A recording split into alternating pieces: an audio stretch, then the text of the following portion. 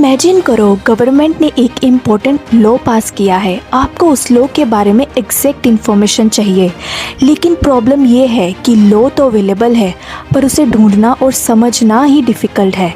अब सवाल ये है, क्या इंडिया का लीगल सिस्टम डिजिटल एज के लिए रेडी है? इंडिया में लॉज, रूल्स, रेगुलेशंस और उनके अमेंडमेंट्स को पब्लिश करने के लिए गवर्नमेंट गैजेट्स का यूज होता है, लेकिन इनमें से बहुत सारी इन्फॉर्मेशन पीडीएफ फॉर्मेट में होती है और यहीं से एक इंटरेस्टिंग प्रॉब्लम स्टार्ट होती है। सोचो, एक लॉ में टाइम के साथ मल्टीपल अमेंडमेंट्स हो गए तो एक नॉर्मल सिटीजन के लिए ये फाइंड करना कितना इजी है कि ओरिजिनल लॉ क्या था, क्या क्या चेंज हुआ और आज एग्जैक्टली क्या एप्लीकेबल। इन्फॉर्मेशन अवेलेबल होने के बाद भी उसे सर्च, कंपेयर और अमेंडमेंट्स को ट्रैक करना डिफिकल्ट हो सकता है। इसी प्रॉब्लम को सॉल्व करने के लिए दुनिया में लॉज को स्ट्रक्चर्ड डिजिटल फॉर्मेट्स में पब्लिश करने का अप्रोच अडॉप्ट किया जा रहा है। ऐसे फॉर्मेट्स में लॉ सिर्फ एक सिंपल पीडीएफ नहीं होता, बल्कि उसकी सेक्शंस, प्रोविजंस और अमेंडमेंट्स प्रॉपर्ली स्ट्रक्चर्ड होते हैं, जिससे सिटीजन्स के साथ साथ लॉयर्स, कोर्ट्स और डिजिटल सिस्टम भी इंफॉर्मेशन को इजीली यूज कर सकें। और इसका बिगेस्ट बेनिफिट क्या होगा?